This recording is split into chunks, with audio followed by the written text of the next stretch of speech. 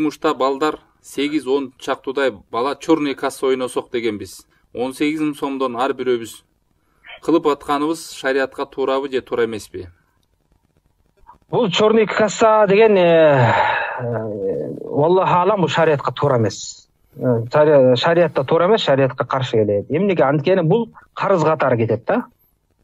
Анан ошо карыздын аркасынан пайда көрүү катары бунун ичинде камтылган. Эмне себептен? Анткени жана черный касса ар кимдер ар кандай ойношот дейм. Көбүнчө биз жакта черный касса чыгарганда ай сайын деп коюшат. Анан бирөөнүн акча чыгарып беребиз дейт. Же тойдобу же ошого окшогон нерселер же жөн эле дейт. Чыгарабыз, анан ал үйүнө чакырат же кафеге чакырат, анан берип ал өзүнүн немесине колдонот, өзүнүн керектүү нерсесин алып. Анан ошону кезек менен айлантып берип турабыз дейт да. Муну карасаңыздар, мисалы ошо акча чыгарып аткан адам эмне кылып атат? Акча чыгарып атканда мен ушул акчаны чыгарып, ошонун аркасынан эмне кылып пайда көрүп атат? Ошол адам үйүнөн барып тамак ичет, пайдабы? Жана ошондой эле ошол акчаларды чогултуп, бир керегине жаратып пайда көрүп алып атат. Көрдүңүздөрбү? Ислам дининде карыз андай, карыз бергенден кийин адам баласы анын аркасынан эч бир жакшылыкты үмүт кылбаш керек.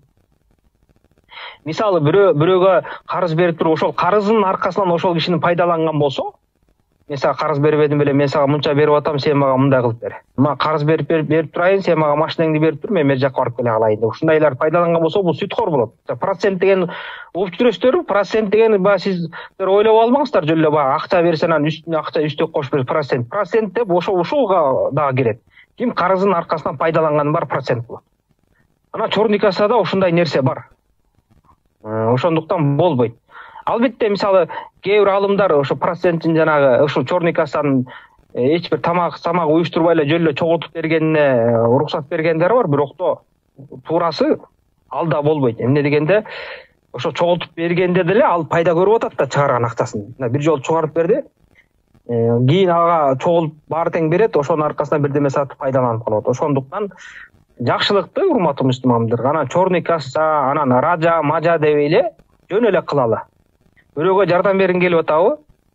Учукпай бер. Жардам катары берип атсаң, анан аркынан бир нерсени үмүт кылба. Мисалы, бирөөнүн тоюна 5 миң сом алып барып алып, анан үмүт кылба, мен тоюма да 5 кыз алып келсе экен, же андан көп алып келсин деп. Бердиңби, унут ошол нерсени. Анан кийин бербей койсо барып, мен сага 5 миң сом алып бардым элем, сен мага бербей койдуң да таарынып. Демек ал берген немесин, акчасын, карызын ал милдет кылып атат. Ошо тойдо дагы көп адамдар ушундай кылат да, ража катары колдонушат тойдочу. Анан эсептейт, ким канча алып келди, ким мынча берди, ошону кайтарып бериши керек. Мунун баары карыз катары кетирет. Андай мамиледен алыс болуш керек адамдар. Бердиңби, унут. Мисалы, бирөөгө 5 миң сом бердим, кийин ал тоюңа алып келбей калса таарынба. Балки 1000 сом алып келип калыштыктан, балки 2 миң сом. Эмнени берсе ал, бербесе унут. Ушундай мамиледе болуш керек мусулманда.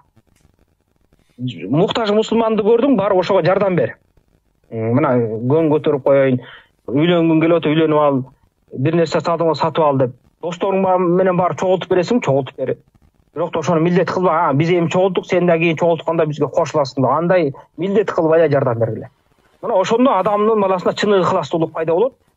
Анан уруш, жаман көрүү да аз болот. Жанагында черный касса калганда кийин уруш чыгат. Мисалы, биз черный касса калганда мен мисалы мынтип конокко чакырдым эле, мана силерди конокко мен кафеге тостум эле, көп тамак даярдагам деп бирөө милдет кылат. Бирөө чакырбай калса, сен бизди чакырбай койдуң, биздикини алып жеп алдың дейт.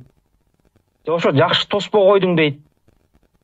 Анан мен сага 5 миң сом берип, черный касса 5 миңден болчу, сен ошону 4,5 миң берип коюп эле 500-ün бербей жүрөсүң деп, мына ушундай уруш талаштар жаман көрүлө башталат. Мындай мамиленин эмне кереги бар?